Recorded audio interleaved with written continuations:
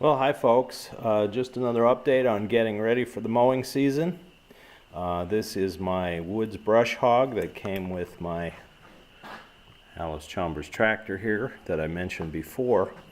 I'm going to get it ready now for mowing. I hadn't done anything with it yet. This is a heavy-duty mower, of course. I didn't have to do any servicing of the blades last year when I bought it. Because it was sharp enough to do the job for me. But I know I've gone through some small saplings and hit a few rocks over the course of last summer, so the blades can use some touch-up on them. So that's what I'm in the process of doing now, is removing and sharpening the blades.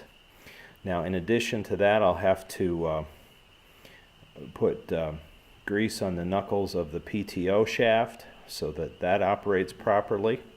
And then also I'll have to put some grease in the gearbox on top of the housing here. You can see there's the here's the bolt that you take out.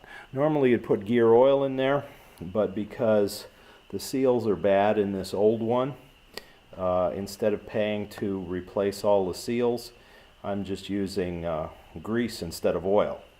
And it works just as well. The gears are lubricated. They won't have heavy wear because of too much friction. And then before I mow, I take that nut off and I use my grease gun and put a bunch of pumps of grease in there, and then that does me for mowing. How long I can do this before the seals are too bad, I don't know, but hey, it's an old mower. If it gets me a few years without having to do that kind of an extensive repair, then so be it. Now let me explain to you how we deal with the mower blades here. Obviously this thing's too big and heavy to pick up and tip over like you would a regular lawn mower or even a mower deck for a garden tractor. So how do you get the blades off?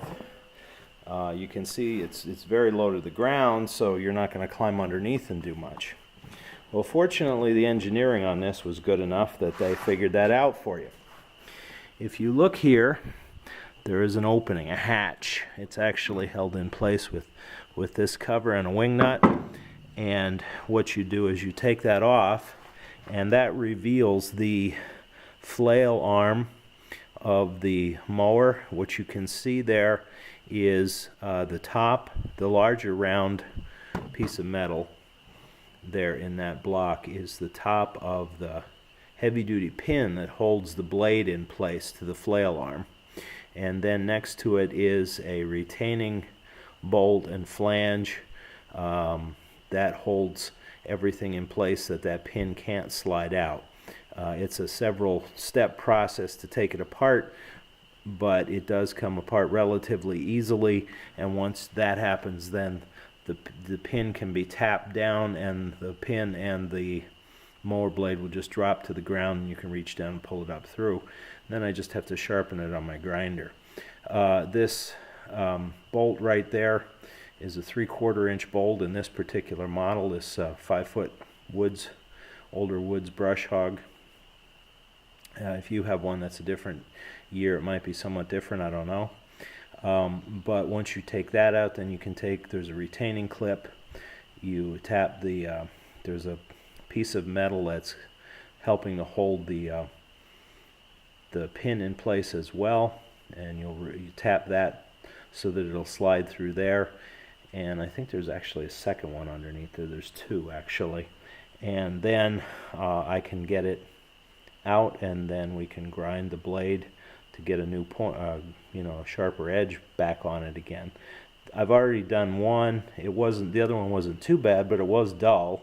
It wasn't too damaged from hitting rocks and so on. These are really heavy-duty blades in these brush hogs, a whole lot more so than you'd find in any kind of mower, garden tractor or push mower. So they're designed to handle the heavy stuff. I mean, I've driven over shrubbery with it and chopped it up. I've even some smaller trees, some saplings it'll take out. And that's what it's designed to do. It's not really a lawnmower. It's more to deal with brush, heavier duty brush. It does the job for me in mowing the fields as well as I need them to look. So I didn't need to invest in another kind of a belly mower or finish mower, something like that. mow the fields to make them look like a yard. But this is a piece of equipment now that I really can't do without if I'm going to keep my fields under control. One of the reasons that I'm trying to do that is, even though I'm not farming them, if I just let them grow up in weeds, A, that's bad for the farm to have more weeds, but also that tends to be an area that's thick for ticks in our part of the country. And what happens is our dogs will go out and they'll run through the high brush, and then they'll come in and be covered with ticks. That's the only part of our home, of our farm here, where I see more ticks. They're not so much in the heavier woods, but they're in the heavy brush, in the weeds, and I'm not sure exactly why. Maybe the deer are going through there, or other critters are going through there, and that's where they congregate. But I do know that in order to keep the ticks down on the dogs, and thus not bring them in the house to expose us, it's better if I just keep the fields mowed.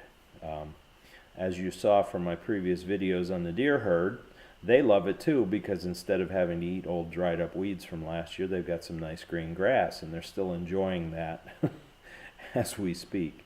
So let me get this blade off, and then I'll show you the components of it, and also then maybe you can watch it being ground down a little bit on the grinder.